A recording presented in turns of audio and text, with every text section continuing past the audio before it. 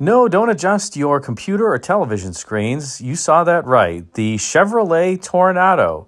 What in the world is that? Well, let's discuss a little bit more because many of us know the Toronado was a vehicle that was produced by Oldsmobile and was introduced in 1966 and was Oldsmobile's first front-wheel drive car and General Motors' first mass-produced front-wheel drive vehicle. It wasn't the first car with front-wheel drive. Other cars, even domestic cars like Cords, had front-wheel drive before Oldsmobile, but it was a pretty seminal vehicle from a standpoint that it introduced front-wheel drive to the motoring public en masse, and also the Toronado had unquestionably unique styling with these thinly bladed fenders, huge front overhang, and a beautiful chopped-off rear end with a line that basically ran unbroken from the roof all the way down to the end of the vehicle. The 66 Toronado was and still is a thing of beauty, but one thing that many people don't know about the 66 Oldsmobile Toronado is that the name had a life before Oldsmobile employed it on its seminal front-wheel drive vehicle. Well, where did that name come from? Well, it turns out it came from here, the 1964 Chevrolet Toronado. And no, I'm not fibbing. Take a look at the Toronado license plate up front, as well as the badging on the driver's side grille area and also on the quarter panel. You can see it says Toronado, and amazingly, the Toronado script is identical to what Oldsmobile used just a few years later. This shot appears to be taken on GM's design patio in Warren, Michigan, and the Chevrolet Toronado was effectively a modified 1964 Impala. You can see it's got kind of a chopped off windshield, no header to that windshield, and it's shorter than the normal length. There's no door handles here, a interesting pod style mirror, and it appears seating for four. Now, I haven't been able to find any other pictures of the 1964 Chevrolet Toronado. If you have any, email me at rareclassiccars@yahoo.com or drop a comment in the comment section with where I can find them. But in any case, you can see that this appears to be a four-place convertible. As I said, it was a modified 1964 Impala, and it bears the Toronado name.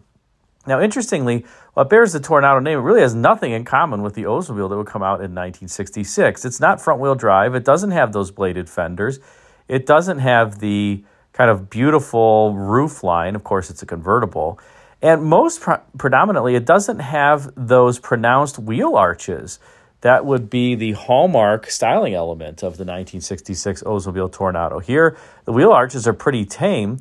There's a little one up front, and then that transitions into a body side feature line that runs the length of the vehicle, but really nothing else more than that. I would actually say that the styling of this 64 Chevrolet Toronado, which was shown apparently at the New York World's Fair in 1964, is actually pretty unremarkable. It's not ugly, but I don't think it's overly captivating. I do like that body side section that carries the entire length of the car from the front all the way back. I think that looks interesting, although there's some doodaddery, if you will, ahead of the rear wheel with some, I don't know, fake scoops or fake brake cooling ducts. And up front, clearly the front end is a little bit different than the 64 Impala. It looks like this has composite headlamps, which were not allowed in the United States and weren't employed by U.S. automakers until 1984, when the Lincoln Mark 7 would introduce composite headlights for the first time domestically. Now, there are a few other interesting points about this 1964 Chevrolet Toronado. The first thing to mention here is that the chief designer for the Chevrolet studio in charge of the exterior design for this car was a man by the name of Claire McKeegan. And Claire McKeegan was the gentleman who was responsible for designing the 55, 67 Chevrolets and the Chevrolets really up through this time frame in the mid-1960s. However, in the mid-1960s, he passed the torch to Irv Ribicki, and Claire McKeegan would go over to head up Opel styling for General Motors of Europe. And why do I mention this part of the history? Well, take a look at the front end of this 1964 Chevrolet Toronado and just burn it in your mind for a second. And now let's take a look at this 1967 Opel Diplomat Coupe. It bears more than a passing resemblance, I would say, to the 64 Chevrolet Toronado. There are differences, of course. The body side section is different and the grille is different. But that front end treatment, I think it looks rather similar, including the headlamps. And like I said, I admit the grille is different. This is an egg crate grille texture here different from the linear forms on the Chevrolet Toronado. Notice that the Opel Diplomat Coupe does have that feature line that runs the length of the entire car. It is missing that entire lower portion of surface sculpture, if we want to call it that, and the fake brake cooling ducts ahead of the rear wheel. It does have kind of similar wheel arches up front at least, but this is a much more clean and refined design, I think, than that 1964 Chevrolet Toronado.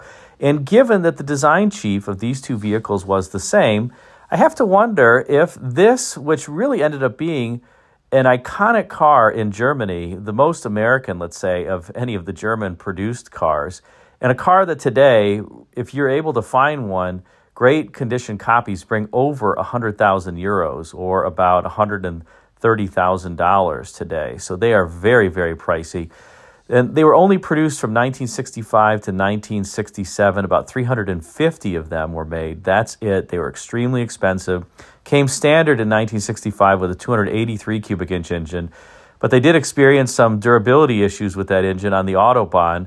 And so in 1966 and 1967, General Motors would put a 327 cubic inch racing engine under hood that I believe had sodium-filled valves and could operate at full throttle on the Autobahn for, well, let's just say as long as anyone really wanted to. And much like the Oldsmobile Toronado and how it became a styling icon in the United States, this 1965 to 67 Opel Diplomat Coupe became an icon of General Motors and German automotive culture across the pond.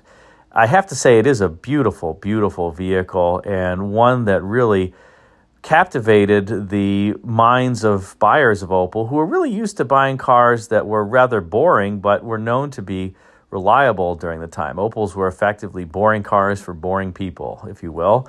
But this really started changing Opel styling for the better. And vehicles after this continued the trend of beautiful styling.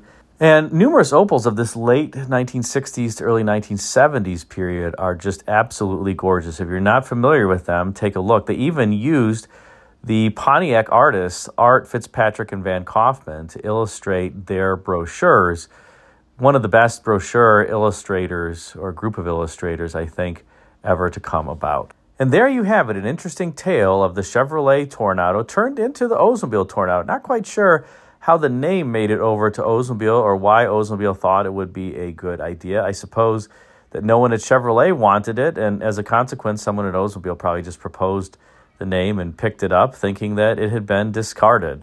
I do find it interesting, though, that they did borrow the exact script and the way the Toronado was written from the 1964 Chevrolet show car. Thanks again for watching. Please be sure to like, comment, and subscribe. If you're not yet a subscriber, it's free. Click that circular icon with the front end of a 67 Buick Riviera in the middle there, and you'll be notified of all my videos. Thanks again for watching.